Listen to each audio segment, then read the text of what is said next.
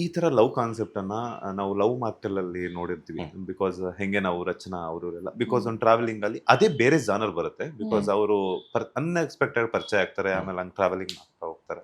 So ಇದು ಎಲ್ಲೋ ಒಂದ್ ಕಡೆ ನನಗೆ ಹೋಗ್ತಾರೆ ಟ್ರಾವೆಲಿಂಗ್ ಅಲ್ಲಿ ಒಂದು ಕಡೆ ಅಂತ ಅನ್ನಿಸ್ತು. ಬಟ್ ಅದಕ್ಕೇನಾದ್ರು ಆ ಒಂದು ರೋಲ್ಗೆ ಸೇರ್ಕೊಳ್ಳುತ್ತಾ ದೂರತಿರಾಯಣ ಅಂತ. ಮತ್ತೆ ನಾ ಇಲ್ಲೇ ಬರ್ದು ಕೊಟ್ಬಿಡ್ತೀನಿ. ಇಲ್ಲ, ಅದಕ್ಕೆ ಆ ಮೂವಿಗೆ ಅಷ್ಟೊಂದೇನು ರಿಲೇಟ್ ಆಗಲ್ಲ. ಅಲ್ಲಿ ಅವರು ವೈಫ್ನ ನೆನ್ಸ್ಕೊಂಡು ಪ್ರೀತಿ ಹುಡುಕ್ತಾ ಹೋಗ್ತಾ ಇರ್ತಾರೆ. ಬಟ್ ಇಲ್ಲಿ ನಾವು ಆಲ್ರೆಡಿ ಪ್ರೀತಿನಲ್ಲಿ ಇದ್ದೀವಿ. ಪ್ರೀತಿನಲ್ಲಿ ಇರುವಾಗ ಏನೇನು ಅಡೆತಡೆಗಳಾಗುತ್ತೆ ಅಥವಾ ಮಿಸ್ಅಂಡರ್ಸ್ಟ್ಯಾಂಡಿಂಗ್, ಕಮ್ಯುನಿಕೇಶನ್ ಪ್ರಾಬ್ಲಮ್, ಅಂಡರ್ಸ್ಟ್ಯಾಂಡಿಂಗ್, ಅದು ಇದು ಅದನ್ನ ಡೀಲ್ ಮಾಡ್ತಾ ಇರ್ತೀವಿ ನಾವು ಇಲ್ಲಿ. ಯಾಕೋ ನಗ್ತಾ ಇದ್ರು. ಇಲ್ಲ, ನಾನು ಮಿಸ್ಅಂಡರ್ಸ್ಟ್ಯಾಂಡಿಂಗ್ ಅನ್ನೋ ಪದನ ಎಷ್ಟೊತ್ತಿ ಯೂಸ್ ಮಾಡಿದೀವಿ ಅಂತ ಯೋಚನೆ ಮಾಡ್ತಿದ್ದೆ, ಅಂದ್ರೆ ಎಕ್ಸ್ಪ್ಲೇನ್ ಮಾಡೋದಕ್ಕೆ. ಇದ್ರಲ್ಲ ಸಿನಿಮಾದಲ್ಲ ಇವಾಗ ಅಂದ್ರೆ ಇವಾಗ ಇಂಟರ್ವ್ಯೂಸ್ ಅಲ್ಲಿ ಮಾತಾಡ್ತಿರ್ಬೇಕಾದ್ರೆ.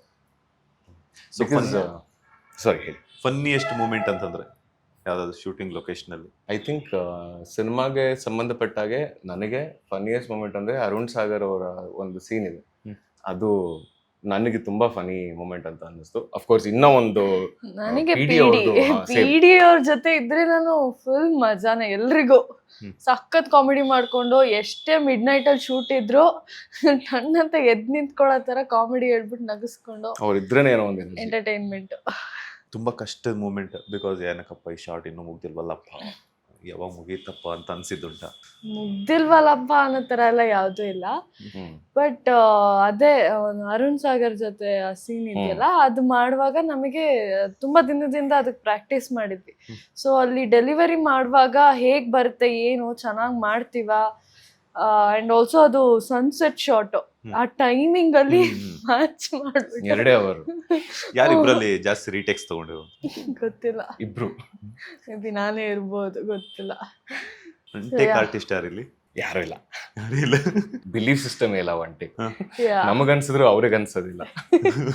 ಅಂದ್ರೆ ಅಷ್ಟು ಅಂದ್ರೆ ಅವರ ಡೈರೆಕ್ಷನ್ ವ್ಯೂ ಕಡೆಯಿಂದ ಹಂಗಿರುತ್ತೆ. ಬಿಕಾಸ್ ಯಾಕಂತಂದ್ರೆ ಒಂದು ಕಥೆನ ನಾವು ತೋರಿಸ್ಬೇಕು ಅಂತ, ಯಾಕಂದ್ರೆ ಇತ್ತೀಚೆಗೆ ಏನಾಗ್ತದೆ, ಟೆಕ್ನಾಲಜಿ ಡೆವಲಪ್ ಆಗ್ತಾ ಹೋದಷ್ಟು ಜನ ಪಾಯಿಂಟ್ ಔಟ್ ಮಾಡೋದು ತುಂಬಾ ಚೆನ್ನಾಗಿ ಕಲ್ತಿದ್ದಾರೆ. ಸೊ ಒಂದು ನೀವು ಹೇಳದಂಗೆ ನಾನು ಅವಾಗಲೇ ಯೋಚನೆ ಮಾಡ್ತಾ ಇದ್ದೆ, ನೀವು ಫ್ಲೂಟ್ ಹಿಡ್ಕೊಳ್ಳೋದಾಗ ಇವ್ರು ವಯಲಿನ್ ಹಿಡ್ಕೊಳ್ಳೋದು ಸ್ವಲ್ಪ ಏರೋಪೇರ್ ಆಯ್ತು ಅಂದ್ರೆ ನನ್ಗೆ ಹಿಡ್ಕೊಳಕ್ ಬಂದಿಲ್ಲ ಕಾಣ ಅಂತ ಡೈರೆಕ್ಟ್ ಆಗಿ ಹೇಳಿದ್ರು. ಮಕ್ಕಳ ಕಮೆಂಟ್ಗಳಲ್ಲೂ ಹೇಳ್ಬಿಡ್ತಾರೆ. ಸೊ ಹಾಗಾಗಿ ಕರೆಕ್ಟ್. ಸೊ ಹೆಂಗೆಲ್ಲ ವರ್ಕ್ಶಾಪ್ ಅಂತ ಇತ್ತು ಅಂತಂದ್ರೆ ಎಷ್ಟು ದಿನ ವರ್ಕ್ಶಾಪ್ ಮಾಡಿದ್ವಿ? 15 days ಆಲ್ಮೋಸ್ಟ್. 15-20 days. ಏನಾದ್ರು ಪರಸ್ಪರ ಇವಾಗ ಒಂದು ಕ್ಯಾರೆಕ್ಟರ್ ಅಂತ ಬಂದಾಗ ಈ ತರ ಮಾಡೋಣ ಆ ತರ ಮಾಡೋಣ ಅಂತ ಹೇಳ್ಬಿಟ್ಟು ಮಾತಾಡ್ಕೊಂಡಿರೋದು, ಆ ತರ ಮಾತಾಡ್ಕೊಂಡು ಏನೋ ಚೇಂಜಸ್ ಮಾಡಿದ್ರಂತ? ಇಲ್ಲ, ನಮಗೆ ಕೃಷ್ಣ ಸರ್ ವರ್ಕ್ಶಾಪ್ ಮಾಡುವಾಗ ನಾವು ಕ್ಯಾರೆಕ್ಟರ್ಗೆ ಮುಂಚೆ ಫಸ್ಟ್ ನಮ್ಮಿಬ್ಬರಲ್ಲಿ ಒಂದು ಬಾಂಡ್ ಕ್ರಿಯೇಟ್ ಮಾಡಬೇಕು ಅಂದ್ಬಿಟ್ಟು ಒಂದಷ್ಟು ಸೀನ್ಸ್ ಕೊಡೋರು ಸುಮ್ಮನೆ ರ್ಯಾಂಡಮ್ ಆಗಿ, ಈ ತರ ಮಾಡಿ ಆ ತರ ಮಾಡಿ ಅಂತ. ಸೊ ಅವಾಗ ನಾವಿಬ್ರು ಮಧ್ಯೆ ಇದ್ದಿದ್ದೊಂದು ಐಸ್ ಬ್ರೇಕ್ ಮೂಮೆಂಟ್ ಅನ್ನೋದು ಅಲ್ಲಾಯ್ತು. Then we started working on character. ಅಲ್ಲಿ ಆ ರಿಲೇಶನ್ಶಿಪ್ಗೆ ನೀವು ಹೇಳಿದ್ರಲ್ಲ ಬಂದ ತಕ್ಷಣ ರಿಯಲ್ ಆಗಿ ಕಾಣಿಸ್ತಾ ಇದೆ ಎಲ್ಲ ಅಂತ, ಅದು ನಮಗೆ ಅಲ್ಲಿ ತುಂಬಾ ಹೆಲ್ಪ್ ಮಾಡ್ತು. ಐ ಥಿಂಕ್ ಕೆಲವೊಂದು ಮೊಮೆಂಟ್ಸ್ ಅಂದರೆ ಪ್ರಾಬಬ್ಲಿ ಸುಮಾರು ಕಡೆ one advantage of working with Mansore ಇದು ಅಂತ ನನಗೆ ಅನಿಸುತ್ತೆ. ಒಂದು ಡಿಸ್ಕಷನ್ಸ್ ಆದ ನಂತರ ಸೆಟ್ಟಿಗೆ ಹೋಗಿ ಕ್ಯಾಮ್ರಾ ಎಲ್ಲ ರೆಡಿ ಆಗಿದೆ, ಇವಾಗ ಇನ್ನೇನು ಶಾರ್ಟ್ ರೆಡಿ ತೊಗೋಬೇಕು ಅನ್ನೋ ಟೈಮಲ್ಲಿ ಅವರು ಒಂದು ಫ್ರೀಡಮ್ ಕೊಡ್ತಾರೆ ಆ್ಯಕ್ಟರ್ಸಿಗೆ. ಅಂದರೆ ಐ ಟ್ರಸ್ಟ್ ಯು ಅನ್ನೋ ಒಂದು ಫ್ರೀಡಮು. ನಿನ್ಗೆ ಏನಾದ್ರು ಅನಿಸ್ತು ಅಂದರೆ, ಆ್ಯಕ್ಚುಲಾಗಿ ಅನ್ನಿಸ್ತು ಅಂದರೆ, ಸತ್ಯವಾಗ್ಲೂ ಅನಿಸಿದ್ರೆ ತೊಗೊಂಡು ಮುಂದಕ್ಕೆ ಹೋಗು, ನೋಡೋಣ. ತಪ್ಪಾಯಿತು ಅಂದರೆ ತಪ್ಪಾಯಿತು, ಬಟ್ ಅದರಿಂದ ಏನಾದ್ರು ಒಂದು ಮ್ಯಾಜಿಕ್ ಸಿಗ್ಬೋದು ಅನ್ನೋ ಒಂದು ಫ್ರೀಡಮ್ ಇದ್ದೇ ಇರುತ್ತೆ ಇಂಪ್ರೊವೈಸ್ ಮಾಡೋದಕ್ಕೆ. ಸೊ ಕೆಲವೊಂದು ಕಡೆ ನನಗೆ ನೆನಪಿದೆ, ಐ ಥಿಂಕ್ ನಾವಿಬ್ಬರು ಅಲ್ಲಿ ಕೂತ್ಕೊಂಡು ಮಾತಾಡ್ತಿರೋ ಒಂದು ಸೀನು, ಬೋಟ್ ಹೌಸ್ ಹೊರಗೆ, ಅಲ್ಲಿ ಒಂದು ಸೀನು.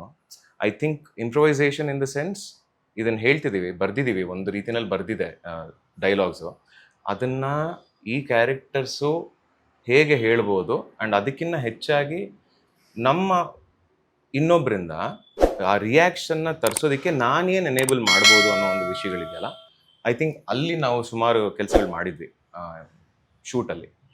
ಆ್ಯಂಡ್ ಅದು ತುಂಬಾನೇ ಹೆಲ್ಪ್ ಆಯಿತು. ಮನ್ಸೂರೆ ಸರ್ ನನಗೆ ಗೊತ್ತಿಲ್ಲ ನಿನಗದು ಮಾಡಿದ್ರು ಅಲ್ವಾ, ನನಗೆ ಒಂದು ಸೀನ್ ಕಳಿಸ್ಬಿಟ್ಟು ಇದನ್ನ ಆ್ಯಕ್ಟ್ ಮಾಡಿ ನನಗೆ ವಿಡಿಯೋ ಕಳಿಸು ಅಂತ ಹೇಳಿದ್ರು, ಡೈಲಾಗ್ ಎಲ್ಲ ಬರೀಲಿಕ್ಕೆ ಮುಂಚೆ. ಸೊ ಅದನ್ನ ನೋಡಿಕೊಂಡು ನನ್ನ ಬಾಡಿ ಲ್ಯಾಂಗ್ವೇಜ್ ಹೆಂಗಿದೆ, ನನ್ನ ಸ್ಪಷ್ಟತೆ ಎಷ್ಟು ಚೆನ್ನಾಗಿದೆ ಅಂತ ನೋಡಿಕೊಂಡು ಅಷ್ಟೆಲ್ಲ ಡೀಟೇಲಿಂಗ್ ಕೊಟ್ಟು ನಮಗೆ ಪ್ರತಿಯೊಂದು ಡೈಲಾಗು ಬರ್ತಿರೋದು ಅಷ್ಟು ಅಡಾಪ್ಟ್ ಆಗಲಿ ಅಂತ. ಲೇಟೆಸ್ಟ್ ಹಾಗೂ ಇಂಟ್ರೆಸ್ಟಿಂಗ್ ಸುದ್ದಿಗಳಿಗಾಗಿ ಬಾಸ್ ಟಿವಿ ಕನ್ನಡ ಚಾನೆಲ್ನ ಸಬ್ಸ್ಕ್ರೈಬ್ ಮಾಡಿ. ಹಾಗೆಯೇ ಬೆಲ್ ಐಕಾನ್ ಪ್ರೆಸ್ ಮಾಡಿ. ಇದರ ಜೊತೆಗೆ ಫೇಸ್ಬುಕ್, ಇನ್ಸ್ಟಾಗ್ರಾಮ್, ಎಕ್ಸ್ನಲ್ಲೂ ಮಿಸ್ ಮಾಡದೆ ಫಾಲೋ ಮಾಡಿ.